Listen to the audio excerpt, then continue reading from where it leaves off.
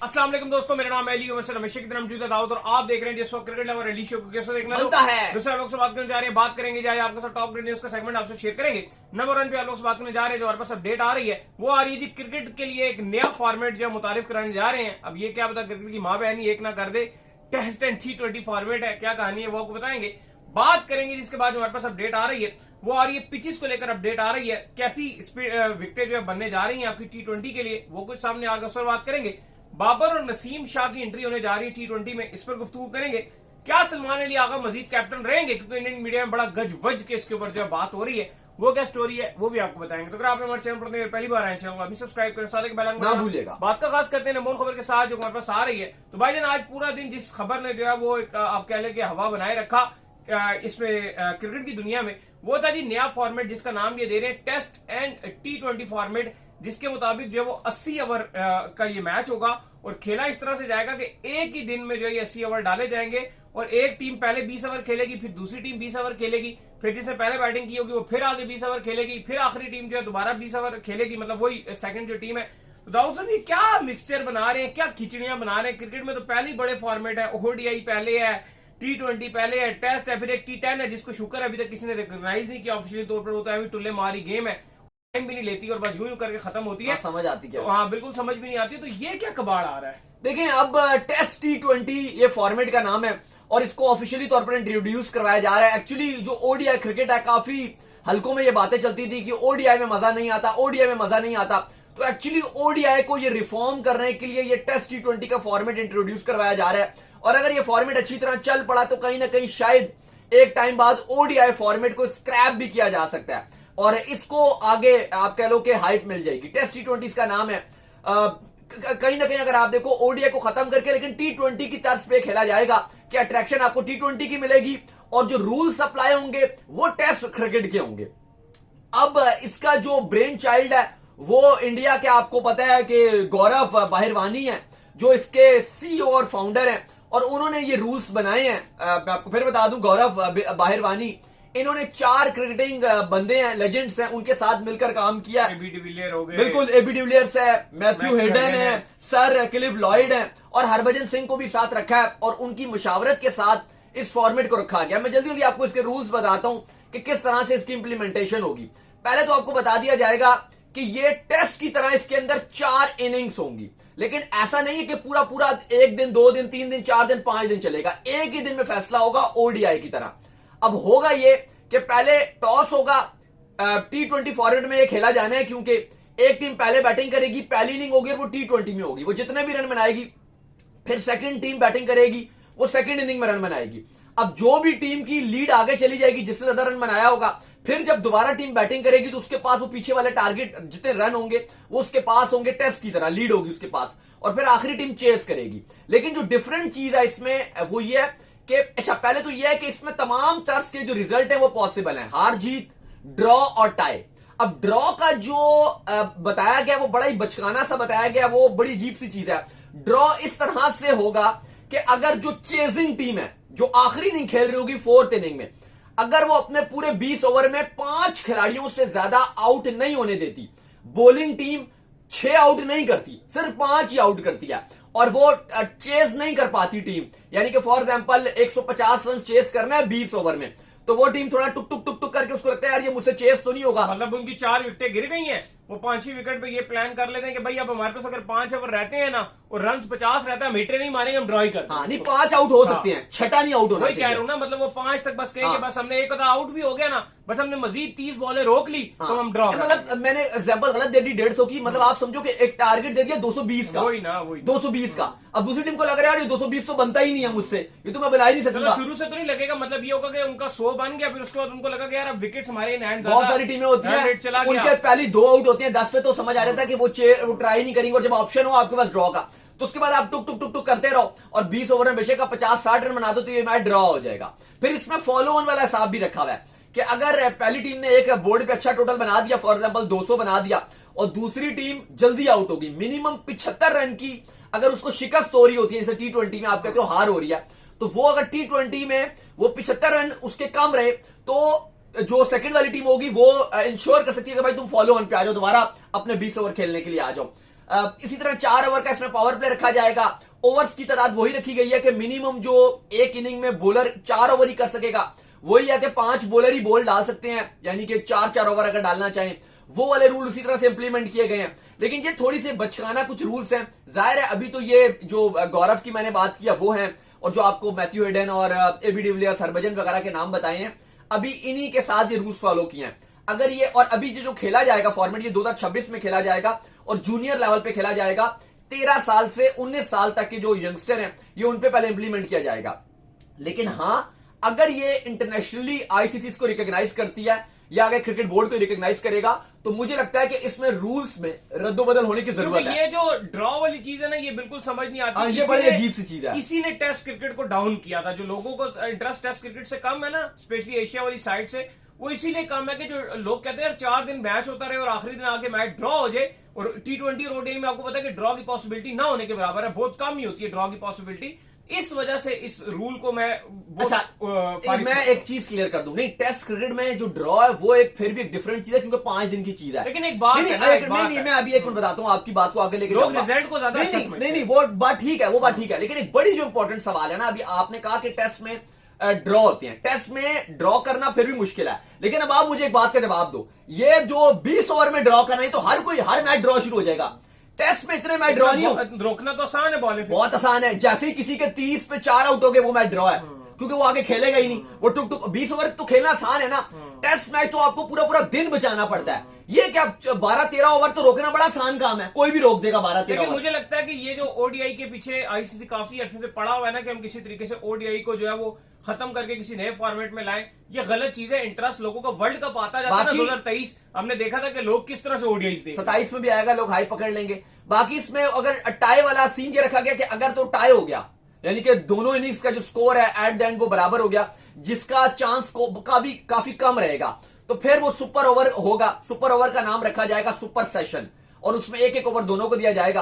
और अगर वो भी आप कह लो कि टाई हो गया तो सेकंड सुपर ओवर अभी तक इसमें बताया गया कि नहीं होगा, बल्कि फिर जो बाउंड्रीज जिसने ज्यादा मारी होंगी उसको जीत दे दी जाएगी। लेकिन ये जो इसमें ड्रॉ वाली चीज रखी गई ना, वो इस फॉर्मेट को तबाह कर देगी, क्योंकि टेस्ट फॉर्मेट में ड्रॉ करना मुश्किल काम होता है, क्योंकि पूरा दिन आपको रोकना पड़ता है। यहां पे तो कभी भी सिचुएशन ऐसी आ जाएगी, जब भी जो चेजिंग कर रही होगी टीम, उसके बाद हर टाइम मौका होगा कि वो मैच को ड्रॉ कर देगी। जीता हुआ मैच होगा ओपोनेंट टीम, लेकिन उसको पता है बस 7-8 ओवर रोक लो, खत्म मैच। यानी कि मान के चलो ना, आपके 12 ओवर्स आपके हो गए हैं, आप चेस करने के लिए जा रहे हो, लेकिन जैसे ही आपका 4 आउट हो गया या 5 आउट हो गया, आप सोच लोगे बस बहुत हो गया, अब मैं मैच जीतने के लिए नहीं जाऊंगा, अब मैच ड्रॉ करूंगा। और ओवर भी 7-8 रहते होंगे, तो आप इजीली वो 7-8 ओवर को टुक करो।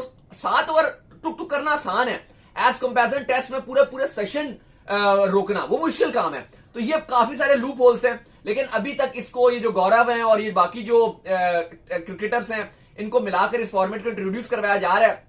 लेकिन देखते हैं कि इंटरनेशनली इसकी रिकॉग्नाइजेशन कब होती है। अगर इसको ठीक तरीके से काफी इसके रूल्स बेहतर किए जाएं तो हाँ, आप इंट्रोड्यूस कर सकते हो। एक एंटरटेनमेंट है, लोग एक टाइम पर T20 को भी एक्सेप्ट नहीं कर रहे थे, लेकिन चीजें बड़ी बेहतर हो जाती हैं। लेकिन अगर आपने इसके अंदर ये बचकाना कुछ रूल्स रखे जो लोगों को भी समझ नहीं आ रहे होंगे, तो फिर इस फॉर्मेट की बर्बादी होगी। ना सिर्फ इस फॉर्मेट की बर्बादी होगी, बल्कि फिर एक क्रिकेट की भी बर्बादी होगी। खैर, जिसके बाद जो अपडेट आ रही है वो ये आ रही है कि बाबर आजम और जो आपके नसीम शाह हैं, उनको जो कम बैक कराने का फैसला कर लिया गया है। T20 में जो इन दोनों का जो कम बैक आपको देखने को मिल सकता है। चले, बाबर को तो समझ आता है कि हुसैन तलत की जगह के ऊपर जो है बाबर का पॉसिबल तौर पर जो कम बैक हो सकता है, क्योंकि वो एक नंबर था जहां पर हमारा स्लॉट मिसिंग था।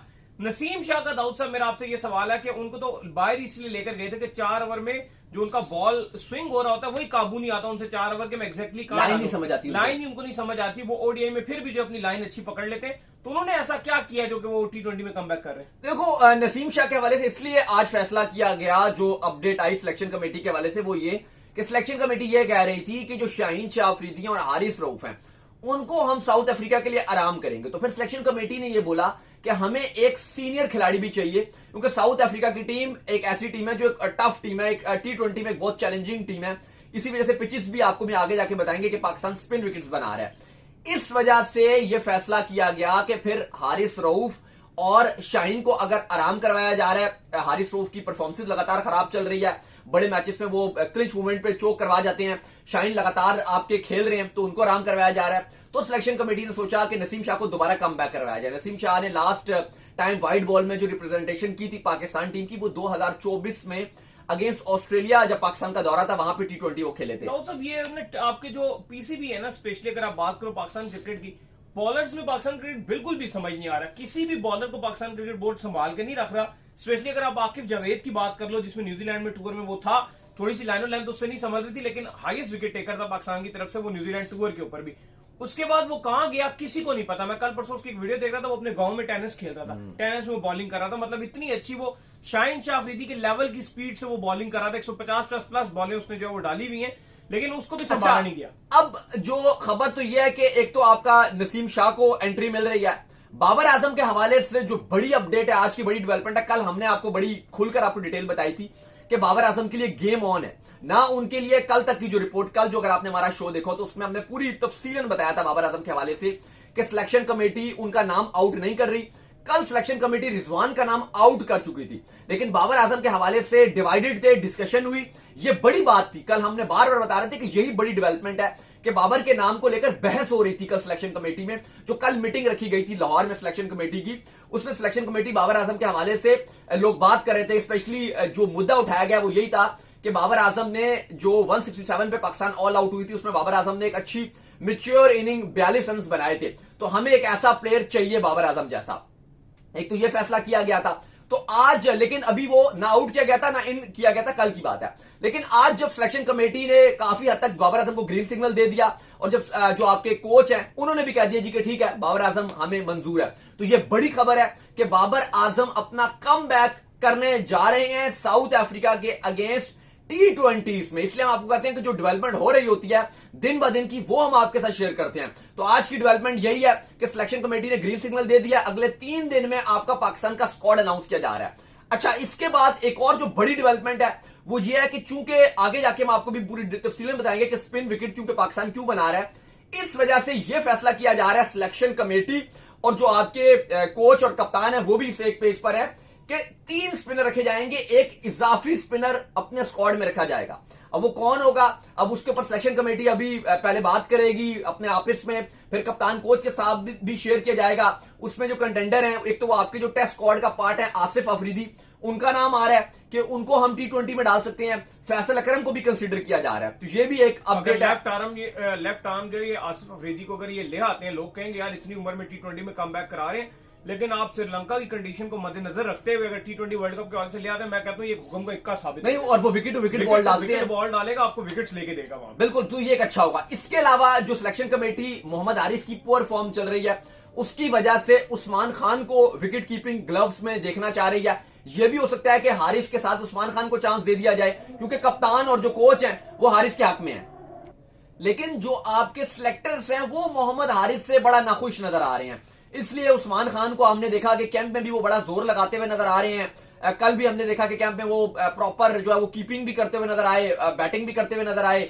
अभी भी हम देख रहे थे कि आज भी वो हमें प्रॉपर अपने रिदम में नजर आ रहे थे। और जब इतना जोर लगा रहा होता है, कल भी हम बात कर रहे थे, तो ऐसा लगता है कि उस खिलाड़ी को शायद ग्रीन सिग्नल मिले हैं, या उसको कहा जाता है कि आप तैयार रहिए। तो वो फिर प्लेयर जो फील्डिंग में भी और जो प्रैक्टिस सेशंस में भी हम देखते हैं वो एक अलग ही नजर आता है। क्योंकि हमने जितने भी पास में भी पाकिस्तान टीम के प्रैक्टिस सेशंस कवर किए हैं, चाहे वो पाकिस्तान के अंदर हैं चाहे वो पाकिस्तान से बाहर हैं, तो पता चल जाता है बॉडी लैंग्वेजेस उन प्लेयर की, या तो उनसे एक सिलेक्टर ने या कोच ने बात की हुई हो कि आप रेडी हो, आप स्क्वाड में आ रहे हो, या अगर 11 का उनको बता दिया जाए तो उनकी बॉडी लैंग्वेज अलग होती है। लेकिन अली साहब, अब सवाल यहां पर यह है, बाबर आजम और नसीम शाह को ग्रीन सिग्नल दिया जा रहा है, सिलेक्शन कमेटी उनके नाम पर एग्रीड हो गई है। शायद आपके कप्तान से भी उनको भी आपको मैसेज कन्वे कर दिया गया है।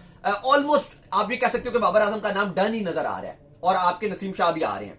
सवाल अब यहां पर, अच्छा ये भी मैं आपको बता दूं कि जो बाबर आजम को लाया जा रहा है हुसैन तलत, तो चूंकि ड्रॉप भी किया जा रहा है, तो जो ज्यादा तब्दीलियां तो नहीं की जा रही हैं। आपका जो एशिया कप का स्क्वाड था, लेकिन हुसैन तलत जो रोल अदा कर रहे थे, यही सिलेक्शन कमेटी ने कोच के साथ और कप्तान के साथ बात की कि उससे बेहतर तो वो रोल कप्तान, जो साबिक कप्तान है पाकिस्तान के बाबर आजम, वो बाखूबी निभा सकते हैं। अब अगर आप बाबर आजम को टीम में लेकर आती हो, विकेट्स आप ऐसी स्पिन बना रहे हो against south spin Africa, friendly wicket जो इसलिए भी बनाई जा रही है क्योंकि पाकिस्तान का ये बहुत अच्छा इकदाम है। इसमें पाकिस्तान क्रिकेट बोर्ड की जितनी तारीफ की जाए उतनी कम है कि वो श्रीलंका को मद्देनजर रखते हुए स्पिन फ्रेंडली विकेट बना रहे हैं कि वर्ल्ड कप के, क्योंकि हमारा जो सारे मैचेस हैं वो हमने श्रीलंका में खेलने 2026 के, तो हम उसके मुताबिक ही टीम को जस्ट करें। हमारी टीम को स्पिन के अगेंस्ट स्ट्रगल का सामना करना पड़ा था एशिया कप में। देखो इंपॉर्टेंट चीजें मैं देख रहा हूँ कि लोग काफी ज्यादा क्रिटिसाइज कर रहे हैं कि हाँ। भाई T20 में तो Modern फ्लैट होना विकेट चाहिए। होनी चाहिए थी, फ्लैट विकेट होनी चाहिए थी। भाई ये भी तो सोचो कि अभी तुम फ्लैट विकेट बना के 200 बना के बड़ी एशिया मार के ढोल बजा लोगे कि जी हमने बड़ा ये कर दिया, उसने ये कर लिया, पहले भी तो हुआ हमारे साथ। हारिस ने 100 बना दिया, उसने ये कर दिया, उसने ये कर दिया। और जैसे ही श्रीलंका में जाओगे तो 130 भी नहीं बनेगा, हो जाओगे। फिर 130 में ठूस। तो इससे बेहतर है कि आप यहाँ पे स्पिन विकेट बना के आपको अगर हार भी मिले, जब श्रीलंका भी यहां पर आएगी या आपको अगर हार भी मिलती है तो आपको ठीक है, हमने तैयारी अच्छी किया। क्योंकि अभी जो एक्चुअली सोच रखी गई है वो शायद वर्ल्ड कप को रखी गई है कि नहीं रखी गई, लेकिन ये जरूर सोच रखी गई कि जो साउथ अफ्रीका की T20 की टीम है वो बहुत ताबड़तोड़ खेलती है, वो बहुत एग्रेसिव इंटेंट निकाल देती है वो। अच्छा, मैं आपसे बात कर रहा था कि वो मेरी बात आधी रह गई थी, मैं दोबारा वो बात करूंगा। अब बाबर आजम अगर आप T20 टीम में लेकर आ रहे हो, अब इंपॉर्टेंट ये कि आप 11 में उनका नंबर क्या दोगे, क्योंकि जितना पीछे करते थे उतना रोल कम होता जाएगा। क्योंकि आप ओपनिंग में उनको चांस नहीं दे रहे। ये बात तो कंफर्म्ड है कि आप फखर जमान और फरहान को आप ओपन करवाने के लिए भेजोगे।